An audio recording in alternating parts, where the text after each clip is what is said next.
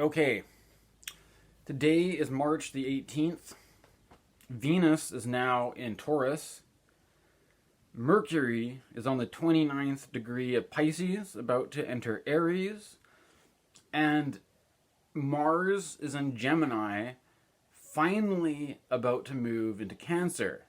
And I think the Mars in Gemini is especially significant because Mars first moved into Gemini back in August of last year. And so I have to admit math is not my strong suit, but I added that up to be over 6 months. What is it, 8 months to go all the way from August to March, basically. It's a long time for, well, Mars though, Mars has only been stuck in Gemini this long because it's been in a retrograde motion, right? So the retrograde of Mars in Gemini has created this situation where Mars has been hanging out in Gemini for quite a long time. And as a person who has a lot of Sagittarius placements, it's not... It's slightly irritating and aggravating to go through such a long period of time being opposed by Mars, right? But so, in any ways, I am looking forward to it. The thing is, Mars in Cancer is not this. It's the fall of Mars, so that's something to talk about. One of the things that I notice about Mars and Gemini, Gemini is a mutable sign and it all has to do with variety and diversity and stuff. And one of the things that I have noticed while Mars has been in Gemini has been this tendency towards... I had this phase where I would just start random shows on Netflix and I have to explain this, is that earlier last year I watched like all of Game of Thrones in one, or I did 4 seasons, I took a break, and then another 4 seasons, and I've been taking a bunch of courses and stuff. And one of the things I think with Mars and Gemini is that, like, I've been taking all these courses and I've been reading a lot of books. As you can tell, I've got a nice book collection behind me. There's something about Gemini, which is, if you understand where it is in terms of seasonal astrology, with tropical astrology, the summer solstice comes at the end of Gemini. So the end of Gemini is a peak of the light, and it's a kind of a building up of intensity. And Gemini is an air sign, so it has to do with the mind and thinking and stuff. But there's a kind of an issue where when it coming to that peak is kind of like the peak of what the mind can really do and it's kind of, there's a mystical thing with this, with how they always say that you can only go so far with the mind, right? That your thinking apparatus, there's a certain point where the thinking falls short, and that there's an intelligence of the heart, basically, which goes beyond what the mind can do. And I think that is one to keep and consider for this transit finally getting Mars out of Gemini, that Mars goes into Cancer, which is a water sign. There's a basic shift towards the emotional intelligence rather than the thinking intelligence of Gemini, and the emotional intelligence of Cancer. However, there's sort of good news and bad news, which I was saying, where there's certain coping things that I was noticing. Like, when Mars was in Gemini, I was like kind of... With that peak of Gemini, there's a lot of ideas, there's a lot of thinking, there's a lot of dialogue-y stuff, but eventually you get kind of worn out by the bullshit, part of my expression, right? And there's a kind of... And you're kind of just get tired of... Like, even though I've got all these books that I want to read, I have to pace it out and I have to take my time, and I might want to buy a whole bunch of books and then just save them for later, but I have to... This is Mars and Cancer. Mars and Cancer is more like, instead of starting all these projects or being excited by all these different options, you kind of have to pick a few things and then stick with them. And it's almost like, it's like almost like playing video games, and it's like, if you can't decide which video game you want to play, and you keep, like, you play one for half an hour and get bored, and play another one for half an hour and get bored, and play another one for half an hour and get bored. But then you're like, well, wait a minute, what about this game that I was playing that I was like stuck at this boss, or I was stuck at this puzzle and I need to get over it? And, you know, rather than wasting my time, I'm gonna focus on this one thing and try to progress. You know, maybe a video game is not a good example because the reward is somewhat, even if you beat a video game, you just beat a video game, right? But there's this idea of focusing in on a specific thing and concentrating a bit more. But the problem though here is that with Mars, I think Mars and Gemini works better with, like, I feel like Gemini is a really video gamey kind of sign because of the technological thing.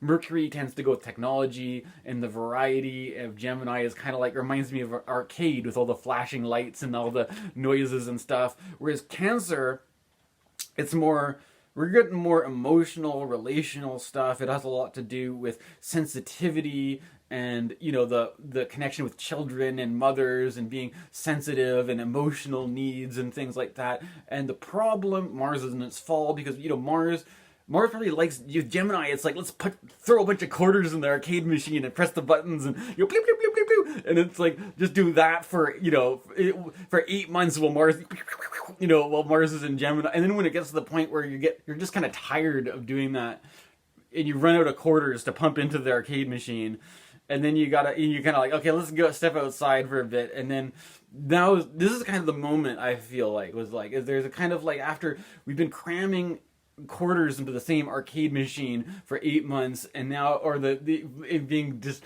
kind of drunk off all the lights and the things going on in the arcade, that we kind of step out for some fresh air, and there's the emotions that have been neglected in our sort of haze of stimulation come back to the surface. And the good news, at least, is that this it's not going to be stuck there for a whole goddamn half a year. Excuse me, I feel like I should probably see my chiropractor. My arm is just, my body's kind of stiff. I need to get back into do more yoga and stuff like this. It was a good idea.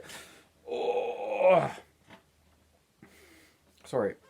This is embodied in astrology. What am I? I was also Gemini, Mars and Gemini rules the shoulders, right? The shoulder blades. So in some way, this got this pain here that is very. This is like, oh, right there, right. This is very indicative of the Gemini, Mars in Gemini, pain in the shoulder blade issue, and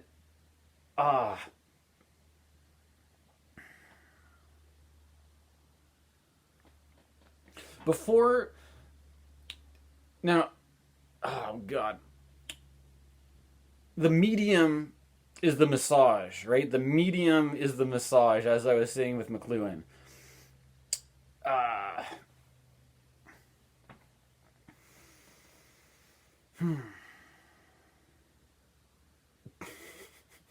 So there's one thing that I wanted to do with this video. I'm not even sure if it's a good idea or not, but I've been on a Jodorowsky kick, and there's one of the things why I think Jodorowsky has been appropriate is that Jodorowsky has a Mars and Gemini, and the other thing that's happening is that I haven't spent as much time talking about it in this video, but Venus is in Taurus now, and what we're heading into is a Venus conjunction with Uranus, and I decided to look at Jodorowsky's chart again in closer detail. And one of the things I noticed was that Jodorowsky had Venus conjunct Uranus in Aries, though, right? And nonetheless, I think it's still encouraging anyways. I feel like in this moment, I might as well take advantage of the fact that Mars is still in Gemini and we have this Venus-Uranus thing going on. That fits. I just watched a Jodorowsky movie called The Dance of Reality for the first time. It's an amazing movie, and there are all sorts of things that I'm thinking about that have been sparked by watching this movie and getting into the Jodorowsky stuff. I'm not exactly sure where I want to go with it, but this is one thing, is that I have been making videos, astrology videos, and one of the things that I did is that I finished reading Deleuze and Guattari, Antioedipus. And also, I have to say that I think I'm realizing now that it's Gilles Deleuze, and I have, for some reason, I also like Guy Deborde, and for some reason, in my previous astrology videos, I'm gonna blame Mercury and Pisces on this one. No, maybe not. Maybe, but for some reason, I kept changing Gilles Deleuze into Guy Deleuze and conflating. But it's almost like if anybody asks, that was an intentional situationist move of determinant, right? No, I'm just kidding. But one of the things about the situationists and Deleuze and French stuff is that there's a lot of, I'm starting to realize there's a lot of Jodorowsky influence that I wasn't aware of. Is that Jodorowsky, for one interesting thing is that I'm biologically Ukrainian. I don't know if I'm national. I don't put on the Ukrainian flag in my window, although I hope my ancestors don't get bombed to smithereens or something. I'm also not a neo-Nazi. You know, it's a complicated issue. But I don't know what to say about the war in the Ukraine. But I am biologically Ukrainian, and it does pain me to see my ancestral homeland in such turmoil. I didn't realize that Jodorowsky was also biologically Ukrainian as well. But his family immigrated to Argentina.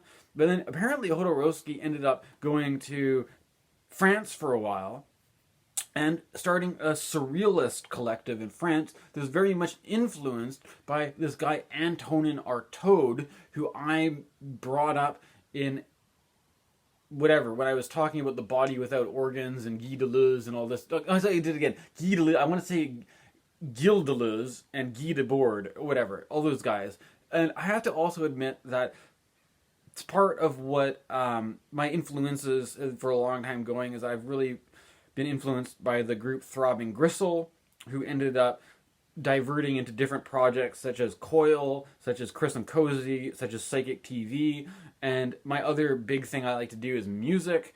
And there's something about Jodorowsky and Artaud and the Situationists that I can see that what Throbbing Gristle came out of actually was in the same way very similar to what Jodorowsky was doing when Jodorowsky was doing street theater, right?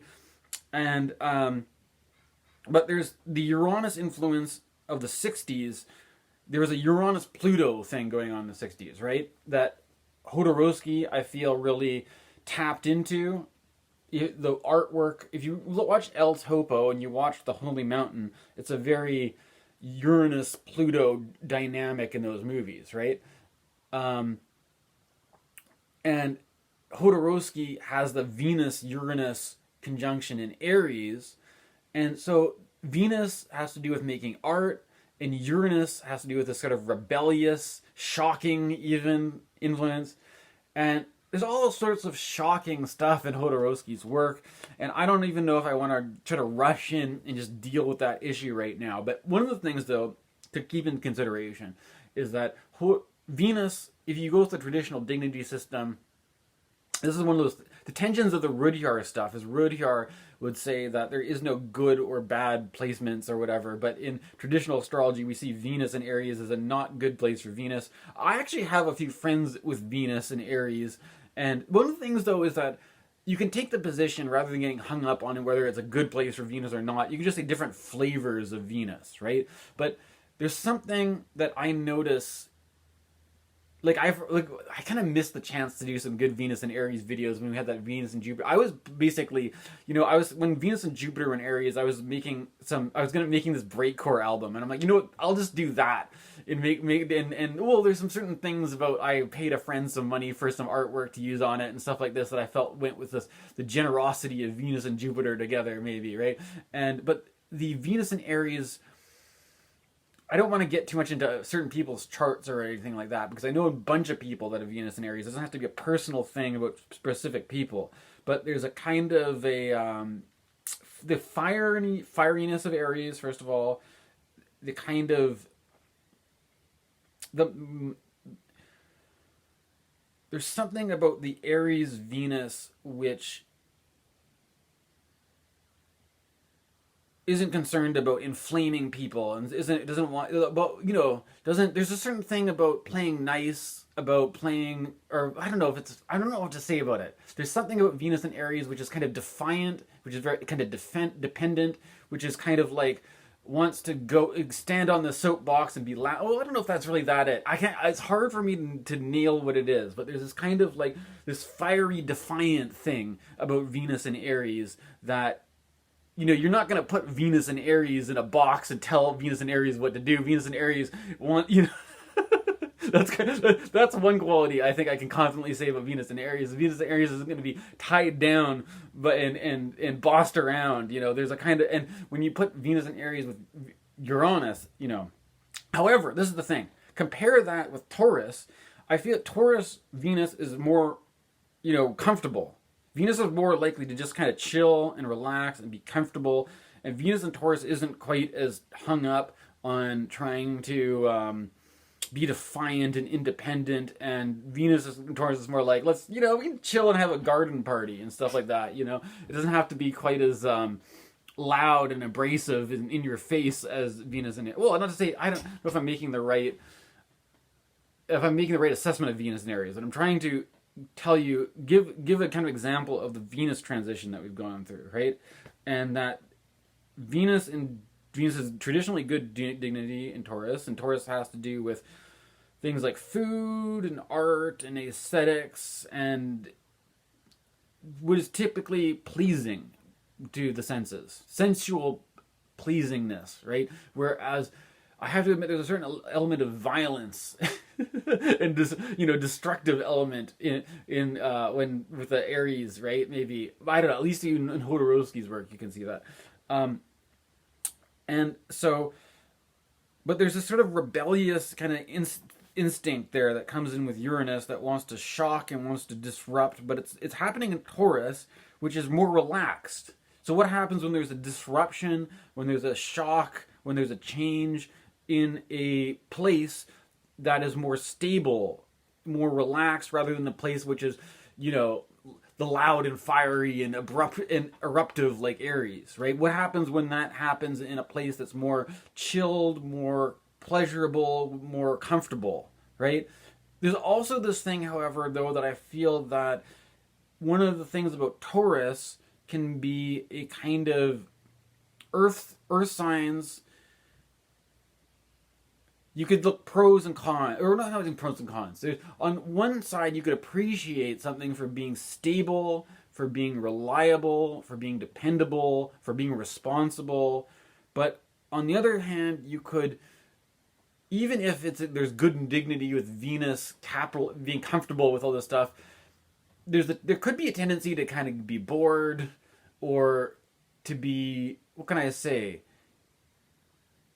It's pleasant, but you're expecting something more, and I think that's what the Uranus thing is. That there's this Uranus. The Uranus instinct is kind of like, yeah. I saw this meme recently that was kind of, there's all the mythology where there's a story that happens where it was like, one day Loki was bored, and so he started this trouble. Or one day Zeus was horny, so he went off and made this big mess or something. There's this kind of thing. There's like the idea of, there's the problem of Uranus. I think Uranus, in some way, is a helpful planet because it wants to shake up, that's what is stagnant. It wants to bring some fresh air into the situation, right? It wants to freshen things up and create change and new things happening. But there's this potential problem of basically sowing seeds of chaos, basically. Where there's the Taurus may be perfectly happy, things just being comfortable, reliable, predictable, dependable. There's maybe a certain kind of a boredom, a certain kind of a waiting for a development to happen that gives way to the saying yes to something maybe a bit foolishly even. I think the Fool is maybe an archetype that goes with the, this, I wonder if I can see if I can find a Fool here. Yeah, here's a Fool. If you look at the Fool, Oh, well, do we even have it?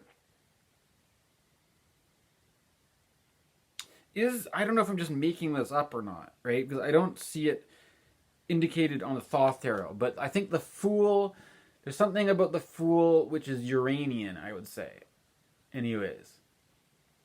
Because the Fool is, there's a kind of a disruption of Uranus, which is to either invent something, to change something, to throw a revolution, to just do something differently. It takes this kind of foolish being up for it, being up to go on the adventure, being up to do the thing, right? There's something about the Fool with Uranus. And also, like, with Venus and Uranus, you can obviously go this direction of being a fool in love, or being a fool for love, being a fool for you, or something like this.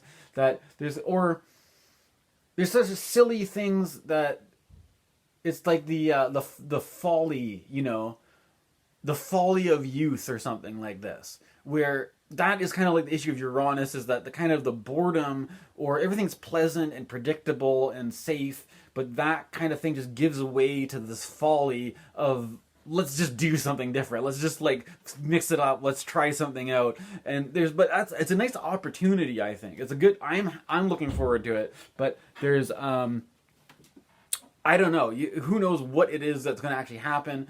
And that kind of anticipation, waiting for something, you could be like that kind of feeling of just like waiting, of that kind of irritated of waiting for something that doesn't happen, and in that irritation getting all sorts of fool ideas of things that you could do or something, right? Like that's what I kind of feel with the Venus and Uranus thing. And I think with Jodorowsky started this surrealist collective, right? But the thing, one of the things though, is that I think there's something about Venus and Uranus when they're in Taurus that's going to be a bit less abrasive than the whole Venus in Aries thing, right? And that also with Mars making this move into Cancer now, I just wanted to make this talk about Jodorowsky while Mars was still in Gemini, because it gets more of the Jodorowsky vibe. But when Mars is in Cancer, it's going to be there's going to be an emotional quality that's less easy to just bullshit around. There's going to be some sort of emotional, like when there's this emotional obstacle and you can't be like, oh, I can't just like cleverly, weave my way out of you're kind of, there's an obstacle in the road that you have to confront, I think, with Mars and Cancer, that is maybe more difficult. But if you're less stuck in the head, if you're less stuck in your mind, you've got a head start. You're already it shouldn't be that hard, right? If you can approach Mars and Cancer from the emotional center and the heart, rather than trying to problem solve Mars and Cancer intellectually, then I think that is really how you get through this one. And I'll probably do more on this later. I just thought I'd take a moment now to just acknowledge the transits from this point of view, and I will we'll see where this goes. But things are changing. It's shifting. Okay. Hopefully you guys like this one, and please like and subscribe. And I also, just to remind you, if anybody wants a natal reading, I am fully trained to do natal readings. And I also, if you want a horary reading, I am less experienced, but I do horary readings on request, but it's more of experimental practice kind of thing, because I don't have as much experience with horary. But things, or whatever. I mean, there's all sorts of possible astrological services that I could provide, but natal charts are what I have the most experience with. Just putting it out there. Okay, thank you for watching.